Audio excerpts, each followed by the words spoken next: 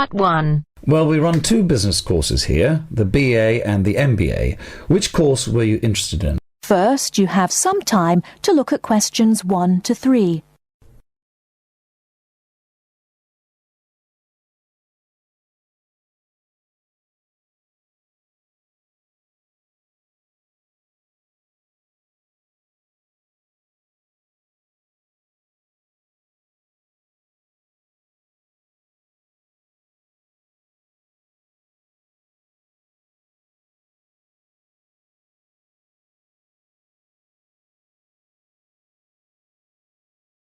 Listen carefully and answer questions 1 to 3.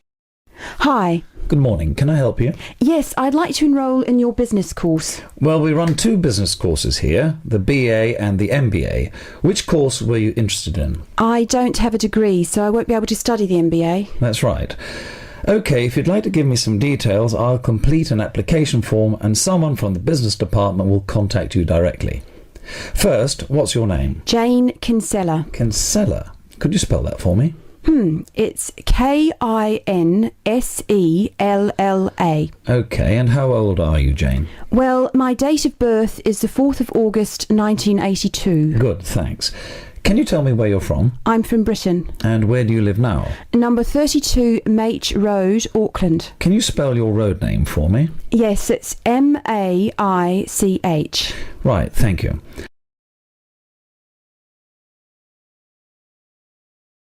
Before you hear the rest of the conversation, you have some time to look at questions 4 to 10.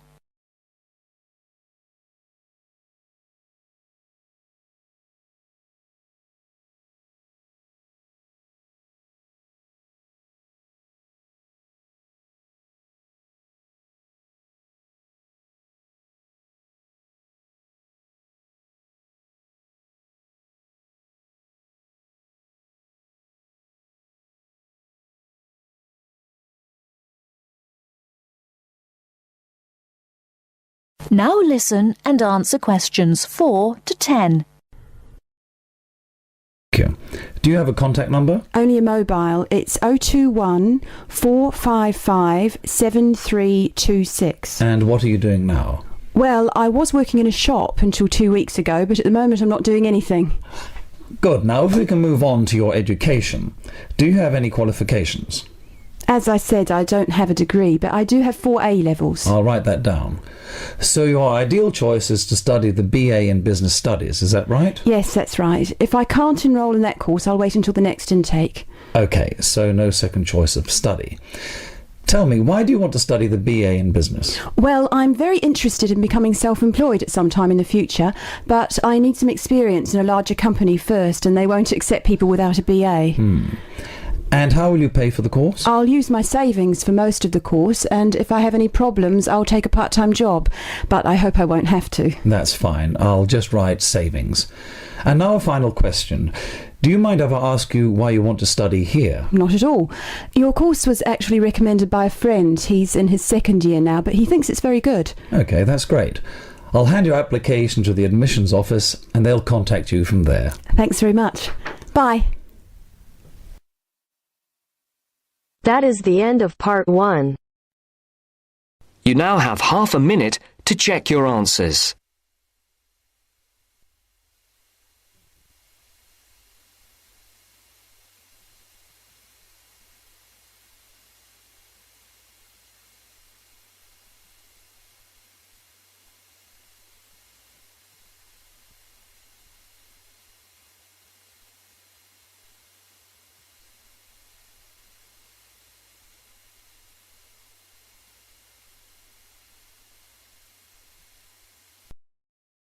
Now turns to Part 2. Part 2. Listen to a man talking to a group of people at a weekend work conference in a hotel. First, look at questions 11 to 14.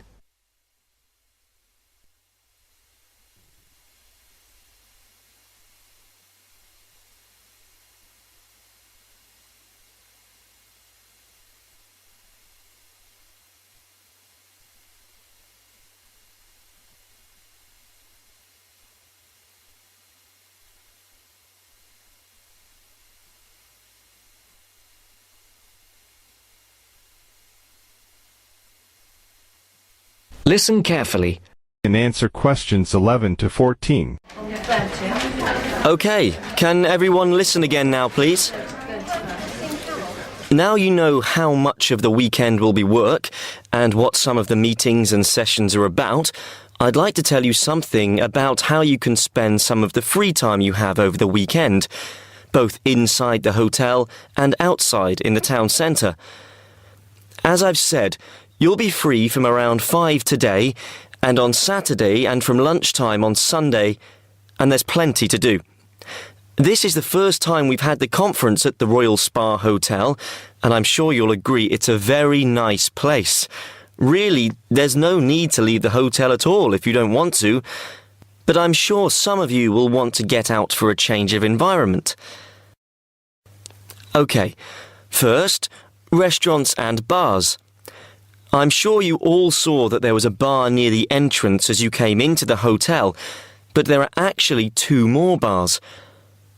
One is also on the ground floor, behind the main restaurant, and the other is on the top floor. That one has a very nice terrace where you can sit outside and enjoy the view. That bar is for hotel guests only and is usually a bit quieter. As I say, the main restaurant is on the ground floor. We will have breakfast and lunch there, so you'll get to know it well. There is also a smaller restaurant for coffee, sandwiches and snacks on the 3rd floor, and that is also only for hotel guests. There is a gym and health club in the basement. The gym has a good range of equipment and is open from 7 a.m. I know some of you were talking about a swimming pool, but unfortunately there is no swimming pool. I will tell you where there is a pool close to the hotel in a moment. Before the broadcast continues, look at questions 15 to 20.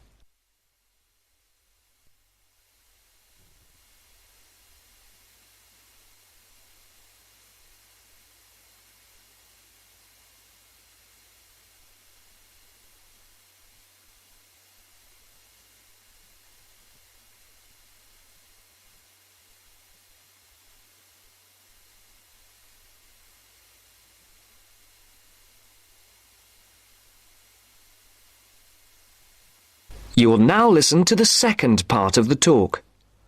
Now listen carefully and answer questions 15 to 20. Now, I hope to see some of you around the hotel over the weekend, but I'm sure you will want to get out and see the town at some point. If you'd like to look at the map on the screen, I'll show the area around the hotel. There is a map of the town centre in your welcome pack too. Okay, you can see the hotel here, in the middle of the map, and the main entrance here at the top, in Carlisle Street. Okay, that swimming pool I promised to tell you about is here, in Cromwell Road. If you turn right out of the hotel, it's about 10 minutes up the road in the 3rd Street on the left. It's open until 7 p.m. and until 5 on Sunday. There's a very nice park here to the north, again about 10 minutes away. In the middle of the park is a boating lake, so if the weather's good on Sunday, it might be a nice way to relax. If you want to see a movie this evening or on Saturday night, the cinema is here, in the High Street. Come out of the hotel and turn left. The High Street is only 3 minutes away. The cinema is here at the top of the street, next to a fairly large car park. Now, restaurants. There is a good Chinese restaurant in the middle of the High Street, here on the right. It's directly opposite the town hall. It's called the White Orchid. Another very nice restaurant is Leonardo's. It does Spanish and Mexican food.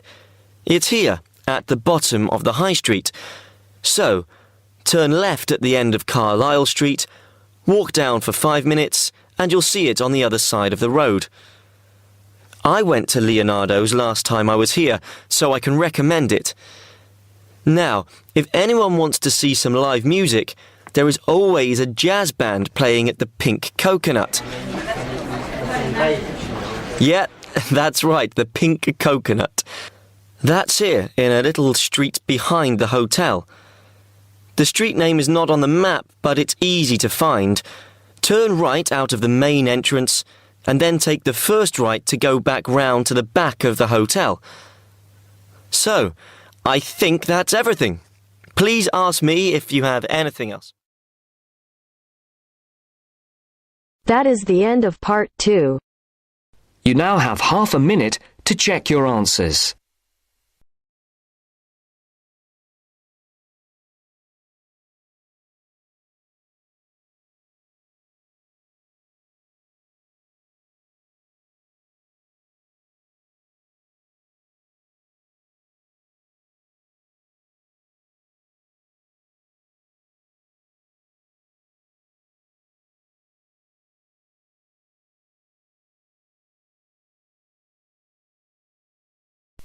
Now turns to part 3. Part 3. You will hear a dialogue between two students, David and Jim. First, you have some time to look at questions 21 to 24.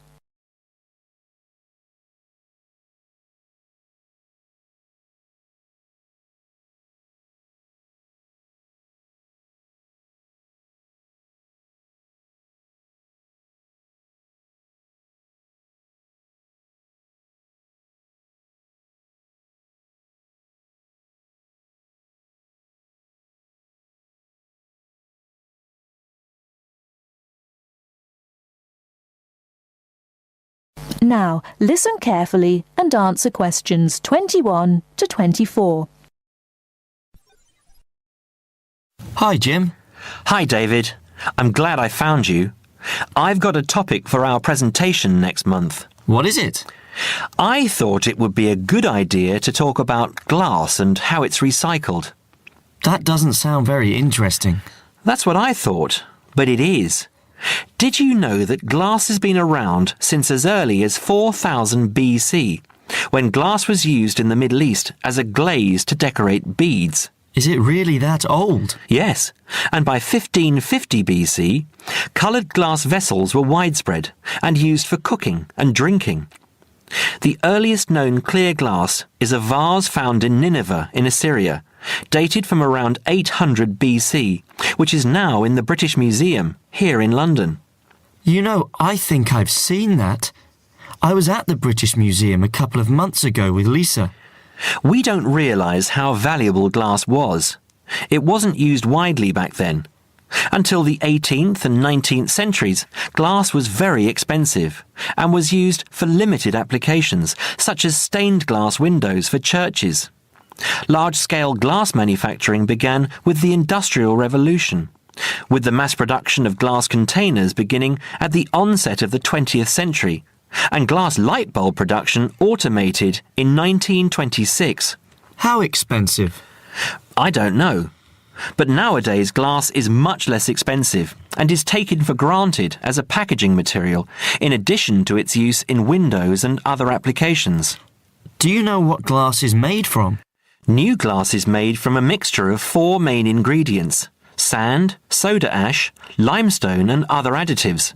These additives include iron for colour, brown or green, chromium and cobalt for colour, green and blue respectively, lead to alter the refractive index, alumina for durability, and boron to improve the thermal options. Annually, total glass use in the UK is estimated at around 3.6 million tonnes. Before you hear the rest of the talk, you have some time to look at questions 25 to 30.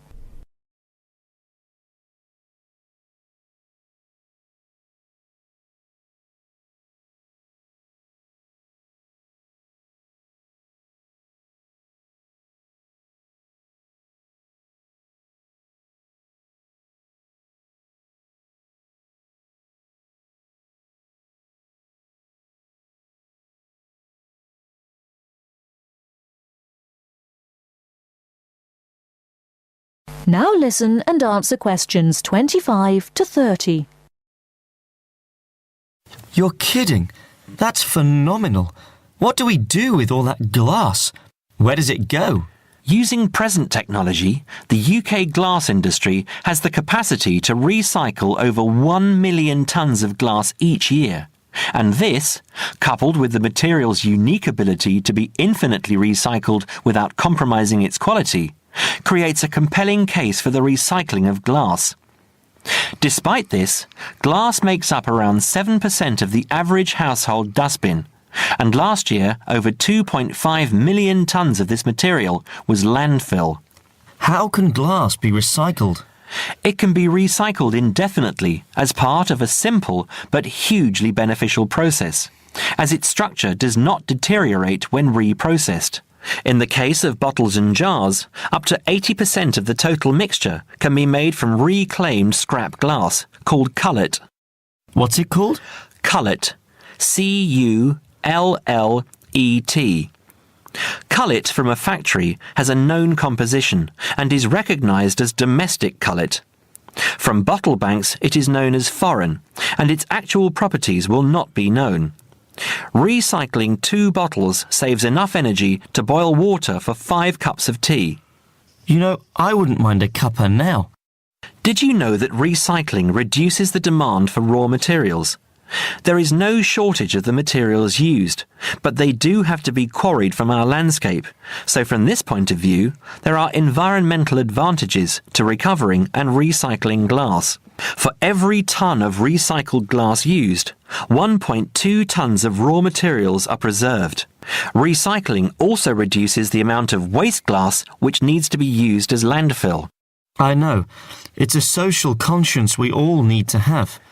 Taking part in recycling the waste we produce makes us think about the effects we are having on our environment and enables us to contribute towards a greater level of sustainability. It's not all about economics, you know. I'm sure you're right, Jim. That is the end of part 3. You now have half a minute to check your answers.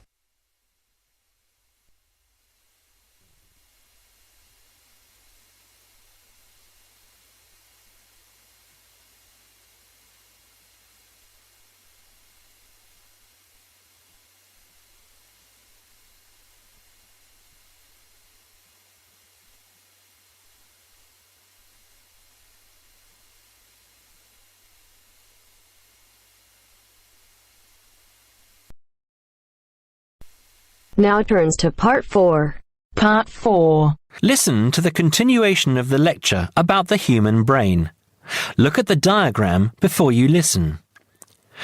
First, you have some time to look at questions 31 to 40.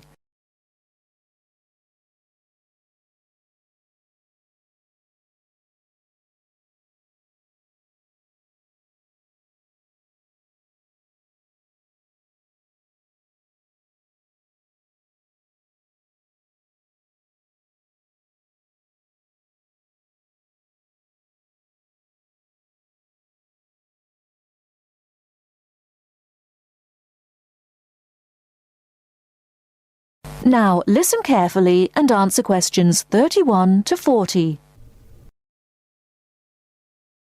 OK, we have looked at the top view of the brain and seen how it is divided into lobes.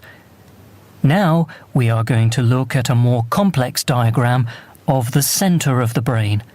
I will briefly go through some of the important parts that make up the brain and then talk more about what each does.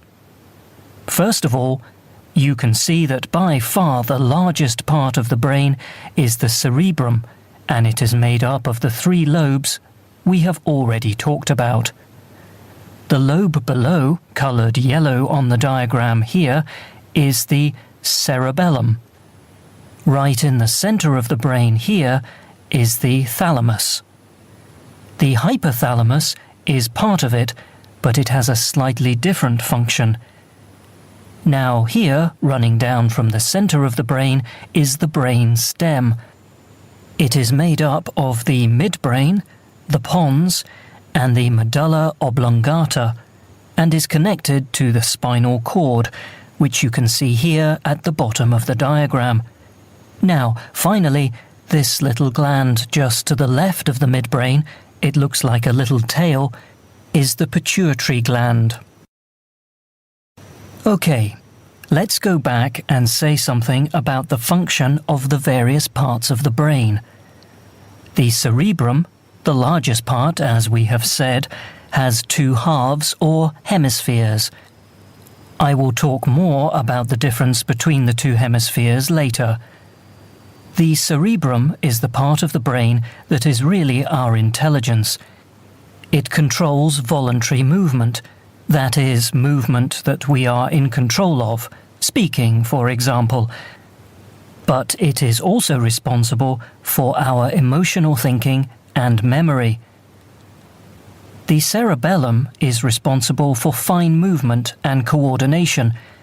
It helps us with balance, for example, and to understand where we are in relation to space around us. The thalamus, here in the center, processes what we feel with our body, touch and temperature, for example, and controls how we react to those senses. The hypothalamus has a similar function, but regulates bodily needs, such as hunger and thirst, and tells us when we need sleep. Now, at the top of the brainstem is the midbrain. This is a sort of switchboard, a very complex switchboard. It sends messages which help the brain communicate with other parts of the nervous system. The pons in the middle of the brainstem here sends messages from the cerebrum to the cerebellum and spinal cord. The medulla oblongata is here just above the spinal cord. It regulates essential bodily functions, like breathing and the rate of our heartbeat. The spinal cord is part of the central nervous system and runs down inside the spinal column.